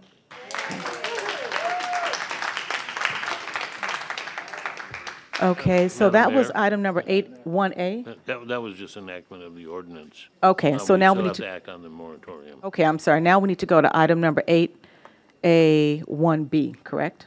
That's correct. Okay, so we're still making this official. So I'm going to make a motion to adopt Resolution 6305. Everybody could please hold on the noise for a second. We're still voting on this here. I'm going to make the motion to introduce to adopt resolution item number 6305. Can I get a second? Second. Okay, Madam City Clerk, I made the motion. There was a second made by Mayor Pro Tem Medina. Will you call the roll, please? Mayor Serta. Yes. Mayor Pro Tem Medina. Yes. Councilmember Tanaka. Yes. Councilmember Henderson. No. And Councilmember Kaskanian. Yes. Okay. And, okay, that's it for that one there. Next is item number 8A2. Mr. City Manager. Mayor Serta, members of the City Council, agenda number 882 is ordinance number 1786, amending sections 1.20, 120, 8.64.010, and 8.64020 of the Gardena Municipal Code regarding abatement of nuisance. In 2016, the Ninth Circuit decided in McAmill versus the City of San Jacinto et al., prohibiting cities from collecting unpaid administrative fines and charges relating to real nuisance properties through assessment of a nuisance abatement lien for municipal ordinance violations. Therefore, section number 1.20.120C is being removed from the municipal code. Section 8.64.010 would be updated to include an expansive definition of garbage and rubbish, which are referenced in several sections within the chapter. This is an amendment that is long overdue. It expands the definition of garbage to include animal or vegetable waste resulting from the handling, preparation, cooking, or consumption of food. Rubbish includes combustible and non-combustible waste materials except garbage. Should also include the burning of wood, coke, coal, combustible materials, papers, rags, cartons, boxes, rubber, leather, material, glass, et cetera, et cetera. Section 8.6064.020 includes two additional nuisances related to inoperable vehicles. 8.64.020T is to keep any vehicle in a state of major disassemble, stripped, or dismantled in a yard, areas, driveway visible from the public right of way unless actively being worked on. And number 8.64.020U is to keep any vehicle on blocks, jacks visible from the public right of way unless actively being worked on. Within the past 2 years, the city has issued 158 citations for inoperable vehicles. So this is something that's going to allow our code enforcement personnel to be more effective in their jobs and handle citizen complaints. There is no fiscal impact. What is required is to introduce ordinance number 1786. Okay, I'll introduce that ordinance there. I'm sorry, were there any questions or comments? No? Okay, Councilmember Tanaka. We have an ordinance that says that you cannot work on a vehicle in the city? No. Okay. Or is that a vehicle code? You can work on your vehicle, and there's no prohibition from working on your vehicle except what I just noted here. And even then, as long as you're actively working on it, you're allowed to. So if your car is on jacks, for instance, and you're changing the tires or doing brake job, that's permissible. Okay. There are lots of regulations relative to the discharge of, waste and oil and all those other things as well. Okay, any other questions? I have one question, and this isn't going to change me introducing the ordinance. Under rubbish, I noticed it mentions about, let's see, burning of wood, coal, or coke. Coke, I'm sorry. No, not coke. What are they referencing? Coke? I'm sorry. It's That's a good question, but it's probably not the Coke we're thinking about. I figured that much. So I'm not sure if that's a typo or not. When I read it, I thought, what is Coke myself? It's a mineral that burns that they use for certain processes, like Okay. like. Thank you. Yeah, and it's spelled like Coca-Cola, but it's C-O-K-E. Okay, got it. Well, thank you for that clarification. Okay, I'll introduce the ordinance here. So that's Second. ordinance number 1786. I second. Okay. So we don't need to take a vote on that because it's just an introduction there. Next, we're moving on to item number 8A3. Mr. City Manager, 3A, I'm sorry. Mayor Serta, members of the City Council, agenda number 8A, 3A and B. It's an urgency ordinance number 1788 and ordinance number 1789 of the City Council of the City of Gardena, California, reaffirming authorization to collect public, educational, and government fees, which is called PEG fees. The urgency ordinance number 1788 reaffirms authorization to collect public, education, and governmental fees, and ordinance number 1798 reaffirms the authorization to collect public, education, and governmental fees. The California Public Utilities Commission recently renewed Charter Communications state-issued franchise covering the City of Gardena. The renewed franchise took effect on January 2nd, 2018. In order for the city to continue receiving the PEG fees, the city needs to reauthorize the city's public, educational, and government access support fees, since the city's ability to collect the PEG fees will expire on February 15th, 2018. In order to avoid being deprived of the fees pending enactment of a regularly proposed ordinance, staff recommends adoption of an urgency ordinance backed up by a normal adopted ordinance. Government Code Sections 36934 and 36937 provide authority to the City Council to adopt an ordinance that goes into effect immediately if needed for immediate preservation of the public peace, health, or safety. Urgency ordinance includes a declaration by the City Council that this ordinance is urgently needed to preserve fiscal resource to meet the usual and current expenses of the city. An affirmative vote by at least 4 council members is required to adopt the urgency ordinance. Staff requests the City Council waive full reading and adopt urgency ordinance number 1788 and separately introduce ordinance number 1789. Potential loss, if we do not pass this, is $80,000 per year in general fund revenue if ordinance number 1788 and 1789 are not adopted. What is required is to adopt urgency ordinance number 1788 and introduce ordinance number 1789. Okay, got it. Are there any questions or comments at this time? Councilmember Henderson? Thank you, Madam Mayor. Mr. City Manager, in regards to our PEG channel access for community groups and different things like that, because we don't have kind of a TV station anymore, is the city willing to offer some guidance to the community groups to speak about their nonprofits, since they can't sell fireworks for this year, and they can talk about fundraising opportunities and do a semi-commercial for the nonprofit? Can we guide them with Charter or Spectrum now to see how they can actually start doing some stuff like that? I know we don't have a studio, but can we offer some guidance on that? Councilman Henderson, yes, I will definitely look into the possibility of doing that. We have updated the slides that are currently playing, if you've noticed, and we are going to continue to do that. I will check on the requirements that allow. I know that is for city access, and some of the nonprofits are religious institutions, which provide some additional, concerns. So I will be working with the city manager to see what we can actually legally do. Thank you. That was it. You're speaking of the Channel 22 or something, that PowerPoint one that slides? Okay. Access channel. Okay, got it. Any other questions or comments? If not, can I get a motion to adopt urgency ordinance number 1788? So move. Is there a second? Okay. Madam City Clerk, there was a motion made by Councilmember Henderson and a second by Councilmember Tanaka. Will you call the roll, please? Councilman Henderson? Yes. Councilman Tanaka? Yes. Mayor Pro Tem Medina? Yes. Councilman Kaskanian? Yes. And Mayor Serta? Yes. Can I get a member to introduce ordinance number 1789? I'll introduce that ordinance. Okay. Okay. That was introduced by Councilmember Henderson, ordinance number 1789. Okay, let's move on to item number 8A4. Mr. City Manager? Mayor Serta, members of the City Council, Agenda number 8A4 is Resolution number 6304, supporting the Reducing Crime and Keeping California Safe Act of 2018.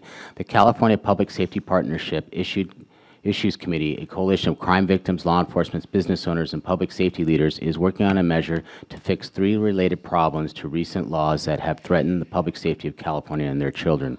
The goal is to work collaboratively to achieve success to reduce the unintended consequences that have negatively impacted public safety in communities throughout California with the adoption of AB 109, Prop 47, and Prop 57.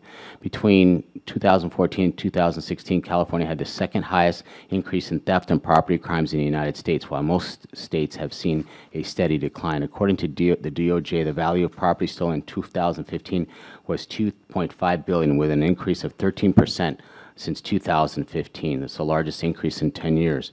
This measure will reform the parole system so violent offenders are not released early from prison, reform theft laws to restore accountability for serial thieves and organized crime rings, expand DNA connection for persons convicted of drug theft and domestic violence related issues, and support from local governments will crack down on repeat offenders and protect our most valuable victims from dangerous individuals who take advantage of a law, businesses, and other communities.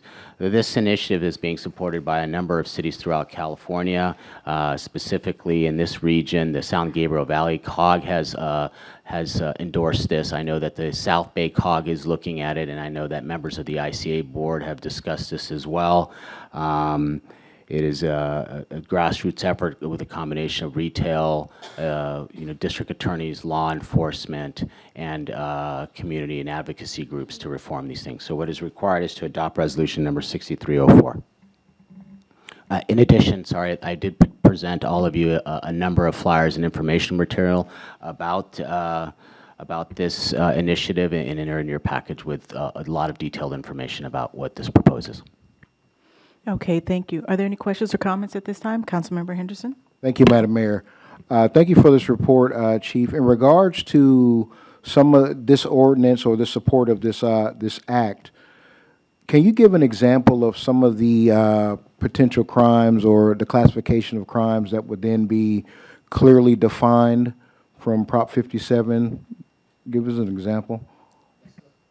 Some of the following crimes that are not considered violent offenses under California are human trafficking of a child, abduction of a minor for prostitution, rape by intoxication, assault with a firearm, serial arson, assault by a caregiver for a child under 8, felony assault using force to produce great bodily injury, exploding a bomb to injure people, felony hate crime. Those are some of the topics. Thank you. Okay, any other questions or comments? If not, can I get a motion to adopt resolution number 6304? So moved. Second. Okay, Madam City Clerk, there was a motion made by Councilmember Tanaka and a second by Mayor Pro Tem Medina. Will you call the roll, please? Councilmember Tanaka. Yes. Mayor Pro Tem Medina. Yes. Councilmember Henderson. Yes. Councilmember Cascanian. Yes. And Turn your mics off, everyone. Becky, if you, yeah. Thank you. Mayor Serta. Yes. Okay, so next up is item number 8A5. Mr. City Manager. Thank you, Mayor Serta, members of the City Council. Item 8A5 is resolution number 6306, adopting the City of Gardena's classification and compensation plan effective January 28th, 2018. Resolution number 6306 sets the compensation rates for all city employees under the 3 bargaining units, GPOA, GMEA, and GMEO, and also includes all unrepresented positions. This resolution incorporates changes to 1, adding a part-time position schedule required by the state setting of the new minimum law wage of $11 per hour effective January 1st, 2018. So our salary schedule that included anyone that was being paid below that has now been eliminated and updated to comply with California law. The GPOA longevity formulas for 20 and 26 years were fixed to fix an error that was adjusted based on every time they had gotten raises, they weren't adjusted, so the calculations were now off, and we had worked with admin services to make sure they're correct, and they'll have to be monitored every time any of the pay changes. And then lastly, boss operators to include a specialty pay for special assignments, which this one is going to be specifically behind the wheel training and any other assignments that may be designated by the transportation director. This is not currently in our compensation rates. All the changes will be absorbed into the general operating budget of each department.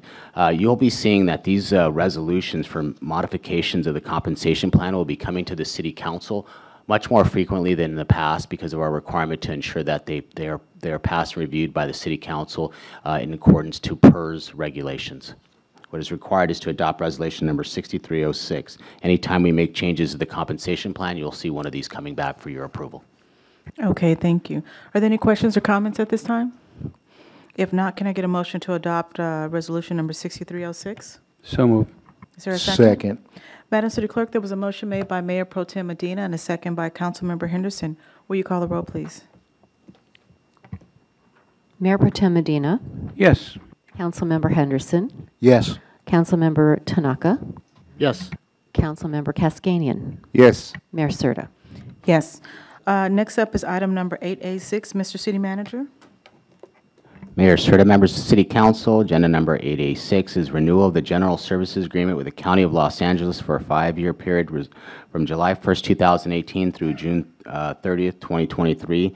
The Gardena General Services Agreement with the County of Los Angeles was due to expire June 30th, 2018. The renewal of the GSA is needed to ensure continuation of services that City currently receives. The GSA is in general in nature and simply authorizes the County of Los Angeles to provide services requested by the City of Gardena. The City of Gardena can request these services on an on-needed basis. These services include animal control, prosecution of city offenses if we wanted to, direct assessment collection, a variety of public activities such as maybe cleaning our storm drains, traffic analysis, traffic warrant studies, a number of traffic signals, et cetera, anything that we request from the county assistance. The agreement itself has no financial impact since services are requested and then charged as we use them on a limited time basis. There's no fiscal impact because we don't have any services under request at this point, but some could be in the future. What's required is renew the General Services Agreement with the County of Los Angeles for a 5-year period from July 1st, 2018 through June 30th, 2023. Are there any questions or comments on this item here? No? If not, can I get a motion to approve this item here? So moved. Is there a second? Second. Madam City Clerk, there was a motion made by Mayor Pro Tem Medina and a second by Councilmember Kaskanian. Will you call the roll, please? Mayor Pro Tem Medina. Yes. Councilmember Kaskanian. Yes. Councilmember Henderson. Yes. Councilmember Tanaka. Yes. Mayor Serta. Yes. Next up is item number 8C1. Mr. City Manager. Mayor Serta, member City Council, agenda number 8C1 is award a 3-year contract to MA5 Investigations for pre-employment background traffic investigations and department policy review in the amount not to exceed $65,000 per year with a total contract amount not to exceed $195,000. The Gardena Police Department has historically utilized retired police officers to provide additional resources to perform background investigations, traffic investigations, and department policy review. Recent developments in the interpretation of PERS regulations and the applicable government code prohibits the use of former staff management employees who retire and receive retirement benefits from CalPERS to accept limited employment without jeopardizing retirement benefits or requiring reinstatement from retirement. Due to these changes, the city had eliminated all of the retired annuitants from employment in the city of Gardena. Due to the need to have personnel for background and traffic investigation to augment departmental resources, staff research companies that could provide additional support to these functions. After reviewing qualifications, PD selected MA5 Investigations, a local company owned by a former police officer and Gardena resident. MA5 Investigations will provide assistance in completing our background investigations for pre-employment, including administering polygraph examinations, providing assistance with traffic collision investigation, and assisting the police department in keeping the department's manual in compliance with all laws and best practices. MI5 team has over 75 years of experience and possesses all the required licenses and certifications to inform the tasks associated with this contract. This contract can be terminated with 30 days' notice by either party. The fiscal impact is not to exceed $65,000, and the total contract amount is not to exceed $195,000. Although the fiscal impact is up to $195,000, it is offset by the amount that we had been previously paying employees to do these jobs that are no longer eligible to do them. What is required by the City Council is to authorize the agreement and execute the contract. Okay, thank you. Are there any questions or comments? Councilmember Tanaka? You said offset. What are we saving? So there was essentially 3.5, 4 people working part-time to do that. Each of them ranged between $15,000 and $20,000 pounds amount of the hours worked. So, you know, it is pretty close to break even, although because of the administrative overhead that we're having to pay a contractor, it is a little more. Certainly, most cities in California are dealing with this very challenging issue, specifically with the background investigators and law enforcement. Many police departments use their retired annuitants to help out with that because it is occasional work and it's not constant. Councilmember Henderson? Thank you, Madam Mayor. In regards to this awarding of this contract, Chief, if somebody were to accuse us of giving work to one of our friends or something like that through a Freedom of Information Act, could we produce documents to show we did our due diligence to research other companies and different things like that? Do we have that data available? Yes, we did look at other providers. They were significantly more expensive and were limited in terms of our needs to provide the additional traffic-related services and our policy, services that we required. So yes, there is documentation that we did look at other vendors. Thank you. Plus, he's a local vendor. He is a local vendor, so as a local vendor, there is a preference, but it was even actually exceeded the local preference amount. Any other questions or comments? If not, can I get a motion to authorize the agreement and execute the contract? So moved. I'll second. Second. Oh, okay. Madam City Clerk, there was a motion made by Councilmember Tanaka and a second by myself. Will you call the roll, please? Councilmember Tanaka, Yes. Mayor Serta, Yes. Mayor Pro Tem Medina, Yes. Councilmember Henderson, Keep nodding your head, yes. and Councilmember Cascanian. Yes. Okay. Next up is item number 9A. Actually, you know what? This is a verbal report that's supposed to be given. Do you mind giving that with your report? Okay, that's fine. We're going to move on to council directives, item number 9B. Do we have any council directives at this time? Okay, I have a quick question, directive. Maybe you can get this information back to me. And this is in regards to animal control. I know we have our contracts with LA County, but it just seems that every time there's an issue, whether it's we need animal control to come out, they don't seem to do certain services. Like they won't come out unless the animal is deceased. And so if you have a live possum or a raccoon or something like that, they can't help you. So can we get something more detailed? Exactly what will they do? I mean, I know in the past when we've voted on this, it's kind of give something preliminary, but just a full definition is what they will and will not do. Mayor Serta certainly can provide you a brief. We execute a contract with them every year that has a scope of services. I mean, I don't want to provide the council that. So what I'll do is provide a report to the city council that highlights their main areas of responsibility and what they're supposed to do for the city to make it easy for the city council to review. Okay, because thank you, I appreciate that, because it seems like all of this keeps getting pushed back on the resident. We don't do this, we don't do that, and it's kind of frustrating there. I happen to be one of the people who did a study on whether or not it was feasible for the city to start its own animal control, and it was a very difficult proposition for the city at our point. So we are subject to sort of the whims of the animal control, but we certainly have relationships with them, and we can certainly any complaints. I would encourage the community call the city manager's office, and we will ensure follow up. Okay, thank you. Any other Mayor Pro Tem?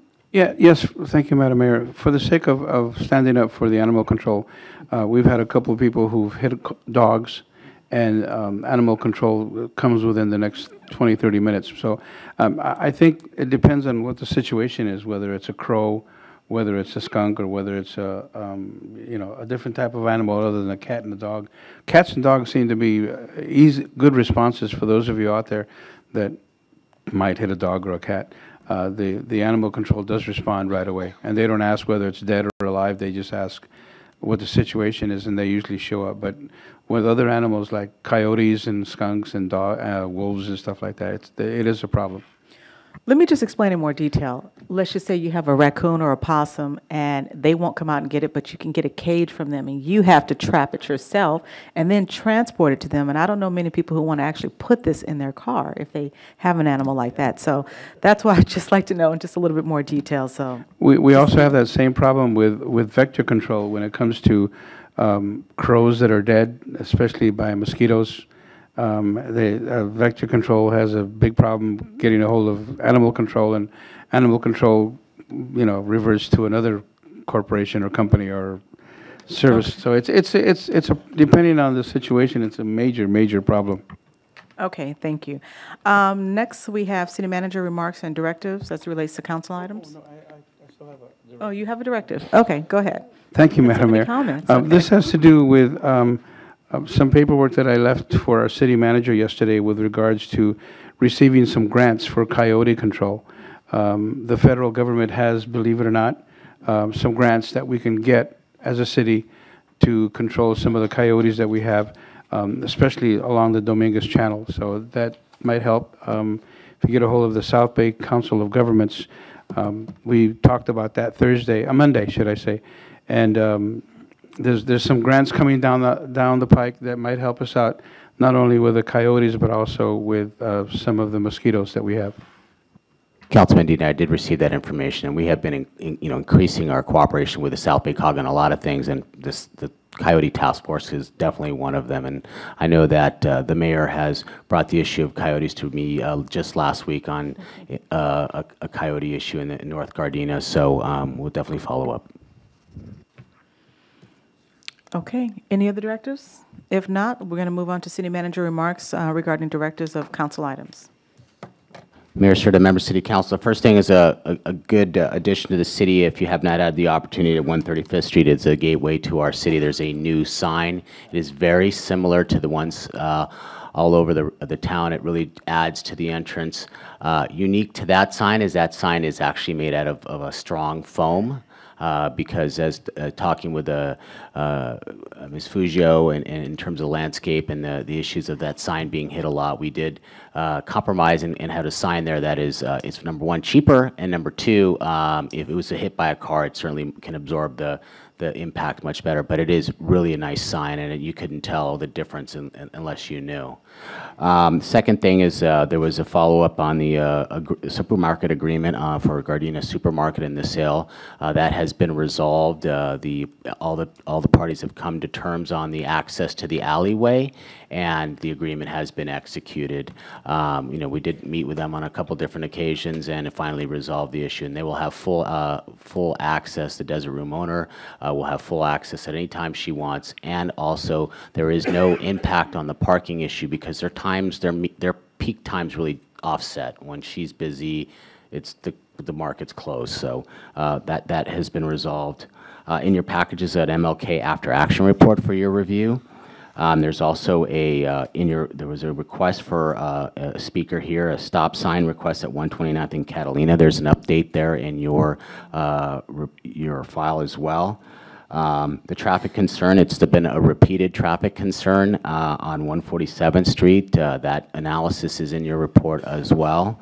Finally, just a couple reminders that we're going to begin marketing the State of the City, which is March 15th. At the Nakaoka Center, so you'll start seeing information passed out to community members about the state of the city. And finally, we had our budget kickoff for our staff yesterday. A couple things that we're going to do differently this year that has been a request by city council members, and some council, specifically Councilman Henderson asked for a forum We are going to be having a forum on the budget to talk about how the city gets its revenue, how it spends it, and provide education. It's going to be an informal setting, just information sharing. We're going to do that before we present the budget to the City Council, just in case there's actionable items from that forum that would be helpful to have the City Council review. And then following that, we are going to be doing a study session for the City Council on the budget to have full transparency, to have all the questions asked before it's placed in front of you for your introduction. That is all, Madam Mayor. Okay, thank you. So moving on to council remarks. First up tonight is Councilmember Tanaka. Thank you, Madam Mayor. I'm pretty light because, unfortunately, my 92-year-old mother took a fall 3 weeks ago. I had to put her in the hospital. Now she's back at home, and I'm trying to take care of that issue. But we went, the mayor and I attended the homeless count kickoff, and thanks to Officer Dixon and the volunteers that came out, we did a great job of counting our homeless so that we can make sure that we can get our resources that are needed. I'm sorry that I missed the Fishbone grand opening, but that was another thing with my mom, so I apologize, but I'm sure that was well attended. Happy Fat Tuesday, and go USA in the Olympics. Other than that, thank you, Madam Mayor. I'm done. Okay, thank you. Next is Councilmember Henderson. Thank you, Madam Mayor. Before I go into my ICA report, I want to thank the G-Trans group for responding to an issue that was brought to me up by a business owner and some community folks in regards to the cleanliness of a bus stop and everything. So I want to thank you, Chief, for getting G-Trans out there so folks know that we are on our job. It was a early morning call about an issue, and we handled it pretty rapidly, so I'm happy about that. Also want to wish everybody a happy Valentine's Day tomorrow. Let's understand that we should be with our loved ones, so plenty of hugs and kisses to everyone on that. I also want to inform everybody this Saturday from 9 to 12, I will be reopening City Hall for the weekend. So for folks that want to come and talk about issues and different things like that, we'll start to make sure that we're making ourselves available, or I'm making myself available for community input. So I encourage those that are interested to come out and participate in Open City Hall. Since our last council meeting, I attended a conference, Independent Cities Association of California, which is a number of 40 cities and counting that sharing issues related to just whatever's going on in their community. So independent cities is cities that have their own form of public safety one way or the other. So there's contract cities who contract with public safety, and there's independent cities. I'm currently the president-elect of this esteemed group, so I will be the president moving in next year. So we want to make sure that we grow our city membership, so we've grown it by 2 cities. The conference that we had centered around public safety and the things that different communities can actually do to enhance their public safety in their community. Session 1 was a cybersecurity session that I believe scared the bejesus out of everybody that was actually in the crowd. I talked about when we get on these bogus wireless accounts and Wi-Fi accounts when we go to McDonald's and the airport and Starbucks, that we should really be careful about people getting our data through cybersecurity. So everybody should remain vigilant. Our second session was chaired by myself, but my panel was Chief of Police Ed Medrano, as well as Jennifer Petrusis of Richards, Watson & Gerson law firm, and we talked about the benefits and drawbacks and legislation of body-worn video. And the purpose of that panel was to just introduce some of the cities that do not have body-worn video, and we shared some of our pros and cons in regards to the impact that body-worn video can have on a community. So it was a really robust discussion. We didn't discuss the issue of whether video should be released or not, but we just talked about all the variables that go around body-worn video and how public safety agencies should start thinking about that issue. The other item we had a guest speaker, Jim McDonald, LA County Sheriff, as well as the Chief of Chiefs, Bob Guthrie, who's from the city of Arcadia. Sessions 3 and 4, we hosted was media training for our elected officials. I wanted to change the premise of ICA to make sure all the other cities got some value out of this seminar. So we did conduct media training for the elected officials, and that was held, we got a lot of great feedback from that. Session 5 was water reliability, the key to public safety for Southern California. That was well attended. Usually on a Saturday in Santa Barbara, you don't get folks attending all your sessions, so the sessions were attended very well. One of the challenges we had with having the event up in Santa Barbara is that, as we all know, the mudslides actually covered the 101 freeway in Montecito.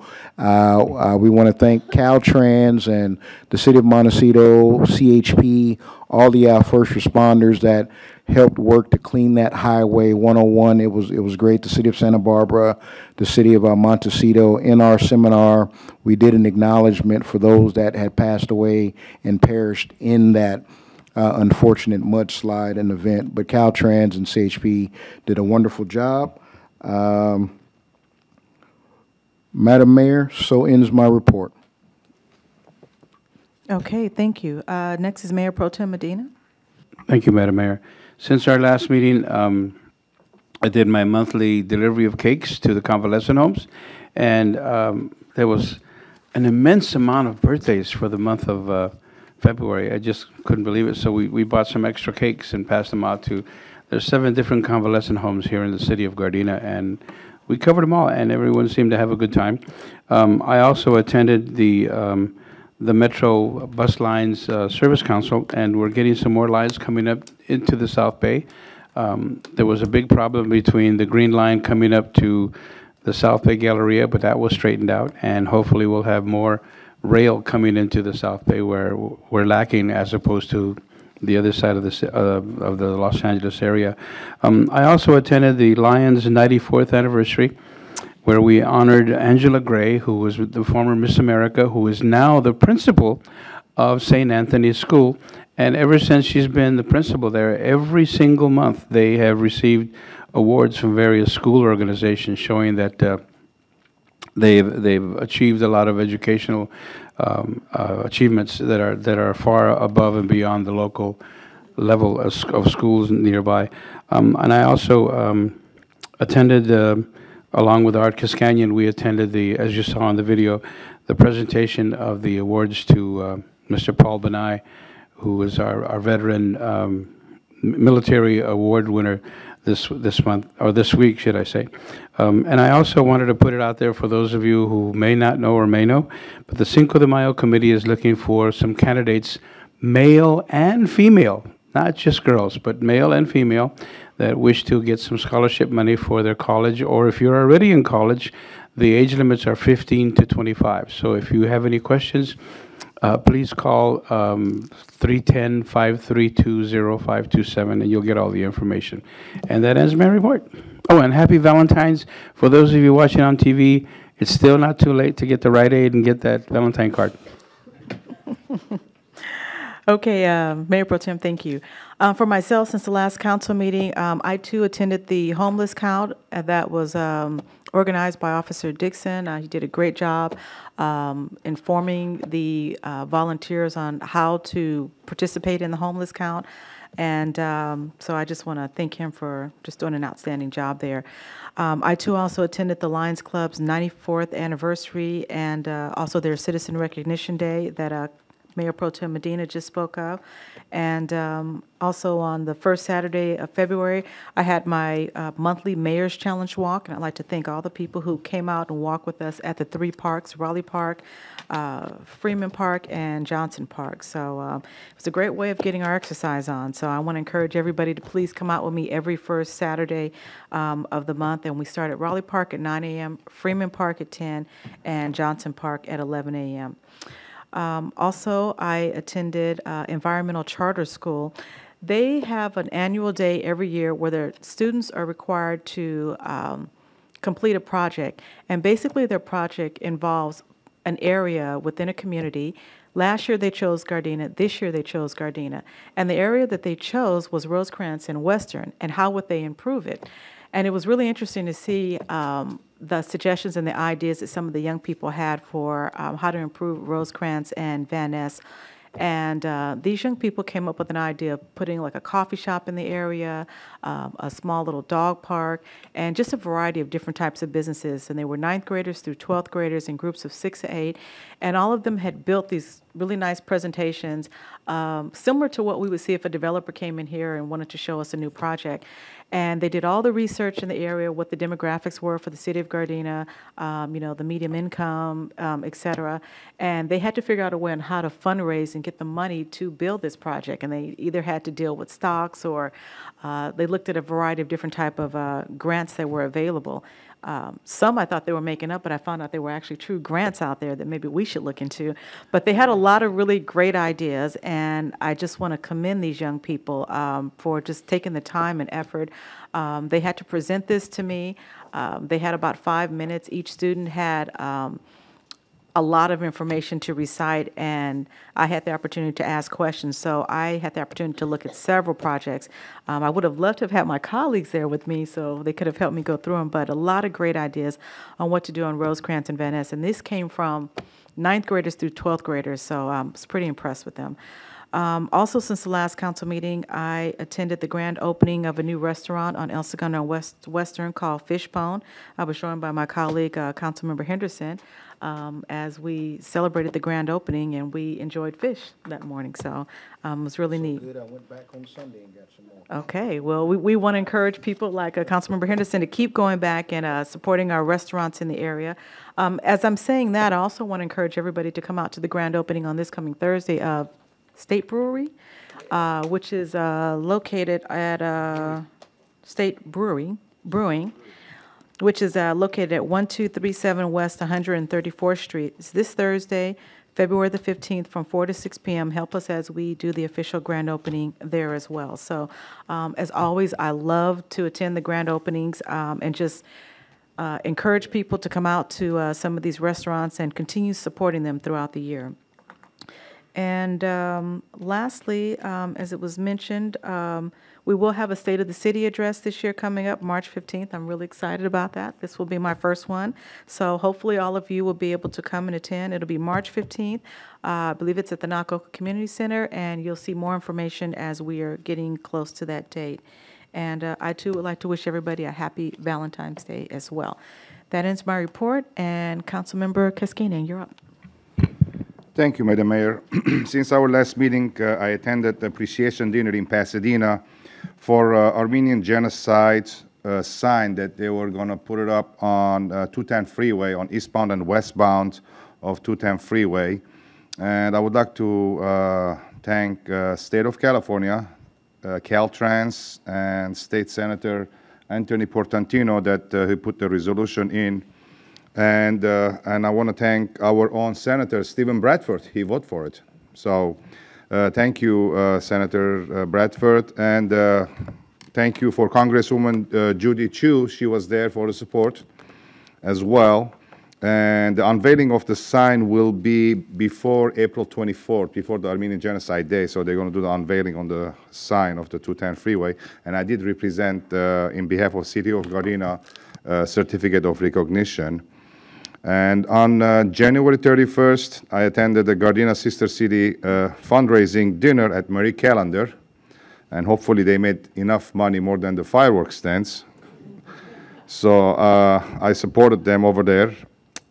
And happy Valentine's Day, everybody, and happy Fat Tuesday. And that will end my report, Madam Mayor. Okay, thank you. Let's see. So in regards to announcements, I think I already made that one about State Brewery, February the 15th, which is this coming Thursday from 4 to 6 p.m. I believe that address was 1237 West 134th Street. So come out and help us celebrate that.